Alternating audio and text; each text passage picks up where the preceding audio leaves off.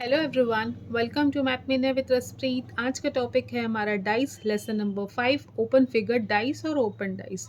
Open figure dice क्या होता है? डाइस बेसिकली क्या होता है, तीन फेसेस को हमारा शो करता है। जैसे आप यहाँ पे देखो 1 2 एंड 3 तीन फेस शो कर रहा है। ये आपका फ्रंट हो गया, ये आपका टॉप, ये आपका लेफ्ट। इसके जस्ट नीचे आपका बॉटम होगा, फ्रंट के पीछे आपका बैक होगा, राइट के साइड आपका लेफ्ट होगा।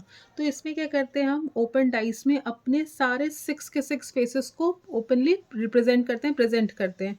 ठीक है, ये क्या होता है, ये फोल्डेड फॉर्म में होते हैं और ओपन डाइस में इसको हम अनफोल्ड कर देते हैं। इसमें दो कॉन्सेप्ट्स बहुत इंपॉर्टेंट होते हैं, पहला एक्सटेंशन फेसेस का, दूसरा ऑल्टरनेट फेसेस का। क्या है हमारे concept number 1, extension faces are always opposite to each other.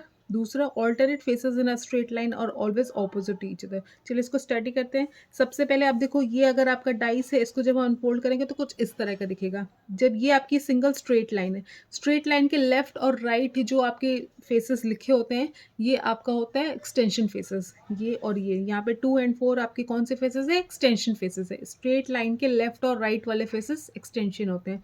First property क्या कहती है? Extension faces are opposite each other. तो अगर इस डायग्राम में आप देखो तो 2 एंड 4 एक्सटेंशन है, ये दोनों आपस में कैसे होंगे? ऑपोजिट होंगे। इस फिगर में आप देखो ई एंड बी है, कोई ज़रूरी नहीं है ये एक टॉप पे है तो एक बॉटम पे है, दोनों साथ में भी हो सकता है। तो ई अगर यहाँ पे तो बी यहाँ पे भी हो सकता है, किसी भी साइड में हो सकता है। बेसिकली स्ट्रेट लाइन के लेफ्ट और राइट हो सकता है। यहाँ पे अगर आप देखो तो ई एंड बी भी आपस में कैसे होंगे? ऑपोजिट होंगे। सेकेंड प्रॉपर्टी क्या कह रही है? Alternate faces in a straight line are always opposite to each other. सबसे पहले हमें देखना है स्ट्रेट लाइन कौन सी है। ये हमारी स्ट्रेट लाइन है 1 6 5 3 FADC। अब ये कह रहा है ऑल्टरनेट। ऑल्टरनेट का मतलब एक गैप कर दो, जैसे कि 1 6 5 है तो 1 और 5 आपस में कैसे होंगे? ऑल्टरनेट होंगे। 6 और 3 कैसे होंगे? ऑल्टरनेट होंगे। ऑल्टरनेट फेसेस स्ट्रेट लाइन के कैसे होते हैं? Opposite to each other. तो यहाँ पे 1 किसके ऑल्टरनेट है? 5 के, और 6 किसके ऑल्टरनेट है? 3 के। सिमिलरली अगर इस फिगर में आप देखो तो एफ के ऑल्टरनेट क्या है? आपका डी, एंड ए के ऑल्टरनेट क्या है? आपका सी। अब ये देखो, ये कैसे आप स्टडी करोगे? इसमें आपको दो चीज़ें स्टडी करनी है। इसकी एक और प्रॉपर्टी मैं आपको बताती हूँ। ये स्ट्रेट लाइन है, ये भी स्ट्रेट लाइन है, तो इस वाली स्ट्रेट लाइन के अकॉर्डिंग ए एंड सी आपस में ऑपोजिट हुए क्योंकि ऑल्टरनेट है। और यहाँ पे अगर आप देखो तो डी एंड एफ आपस में ऑपोजिट हुए। बच्चा क्या? बी एंड ई।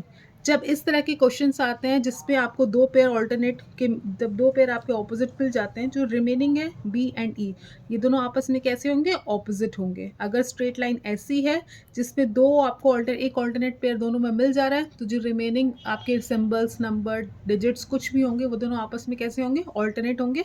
इन्हीं तीनों प्रॉपर्टी का यूज़ करके हमें अपने क्वेश्चंस को सॉल्व करना है। चलिए हम करते हैं।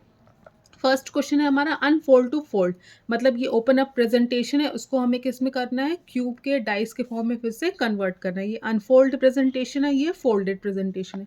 चलिए क्वेश्चन स्टडी करते हैं।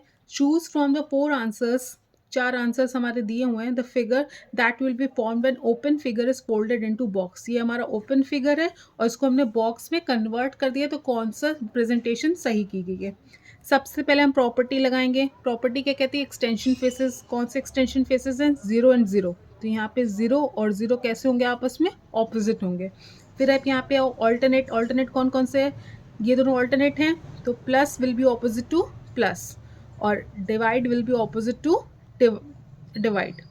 ये तीन आपको ऑपोजिट के पेयर्स मिल गए। तो हमें क्या करना है? इन सबको रिप्रेजेंट करना है, डाइस के फॉर्म में प्रेजेंटेशन करनी है। तो आप एक चीज़ ध्यान दो, 0 और 0 एक दूसरे के यहाँ पे क्या है? एडजेसेंट हैं। और हमें क्या लिखा है यहाँ पे? 0 विल बी ऑपोजिट टू 0, तो इसका मतलब ये आपका रॉन्ग है। फिर आप यहाँ पे आओ, डिवाइड डिवाइड एडजेसेंट है, अगल बगल के हैं, ये भी नहीं हो सकता। क्यों? क्योंकि डिवाइड का ऑपोजिट हमेशा हमें यहाँ पे देखा है, इसमें डिवाइड है। फिर आप देखो यहाँ पे प्लस एंड प्लस ऑपोजिट है, तो क्या ये होगा? नहीं। अब यहाँ पे आप देखो 0 है, प्लस है, डिवाइड है, तीनों डिफरेंट हैं, तीनों अलग अलग हैं आपके। इसका मतलब ये आपका करेक्ट प्रेजेंटेशन है। तो आपने जब भी इस तरह के क्वेश्चंस आपको आए, आपने क्या करना है?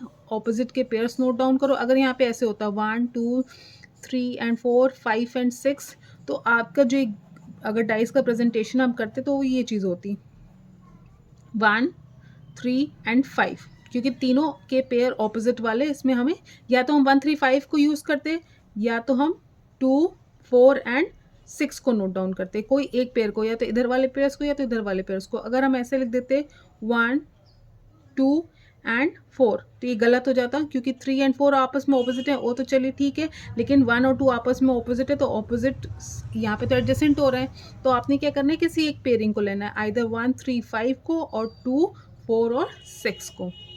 नेक्स्ट हम ये क्वेश्चन देखेंगे जब हमने फोल्ड टू अनफोल्ड किया। अभी हमने क्या किया, अनफोल्ड को फोल्ड किया, ओपन अप को कॉम्पैक्ट करके डाइस में कन्वर्ट कर दिया। अब हमारे डाइस का दिया हुआ है, इसकी प्रॉपर्टी से हमें ऑपोजिट पेयर्स निकाल के चेक करना होगा कौन सा हमारा ऑप्शन सही है।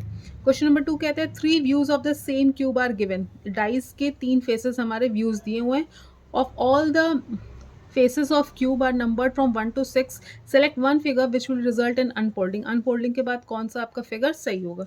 सबसे पहले हम तीनों को स्टडी करेंगे। अगर आप यहाँ पे देखो 2 3 5 है, 1 3 5 है, 3 4 2 है, ऑपोजिट पेयर्स हम इसमें से कैलकुलेट करते हैं। सबसे पहले अगर आप इसमें देखो 3 एंड 5 कॉमन है, यहाँ पे भी कॉमन है, तो जब दो डाइस के दो नंबर्स कॉमन हो तो जो बचे हुए नंबर्स आपस में कैसे होंगे, ऑपोजिट होंगे, तो 1 and 2 will be opposite to each other. पहला हमें मिल गया।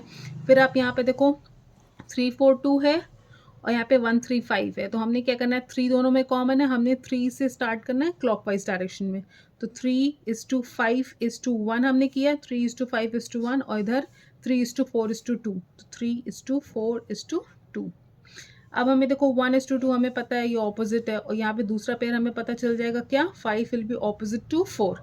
3 3 के ऑपोजिट होगा नहीं, तो रिमेनिंग नंबर आपका क्या है, 6, मतलब 3 विल बी ऑपोजिट टू 6, तो यहाँ पे हमने 3:6 लिख दिया।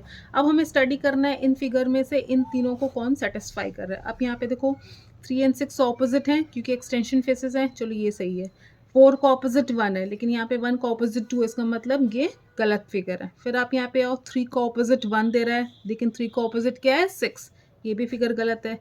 फिर आप यहाँ पे आओ, 2 का ऑपोजिट 5 दे रहा है, लेकिन 2 का ऑपोजिट क्या होना चाहिए, 1, ये भी फिगर गलत है। अब लास्ट इसमें हम चेक करेंगे क्या सब कुछ सही है। पहले आप देखो 3 का ऑपोजिट 6 है, एक्सटेंशन फेसेस, ये करेक्ट है। फिर क्या कह रहा है, 4 और 5 ऑपोजिट है, यस 4 एंड 5 ऑपोजिट है। रिमेनिंग क्या बचा, 1:2, वो भी ऑपोजिट है, इसका मतलब डी ऑप्शन आपका करेक्ट है। आपने बस यही चेक करना है कौन से, पहले ऑपोजिट पेयर्स को कैलकुलेट करके फिर देखो ओपन अप फिगर के अकॉर्डिंग क्या कहता है, एक्सटेंशन फेसेस ऑपोजिट होते हैं और ऑल्टरनेट फेसेस ऑपोजिट होते हैं। That's all for today. Thank you for watching. Please like share and subscribe and follow for more.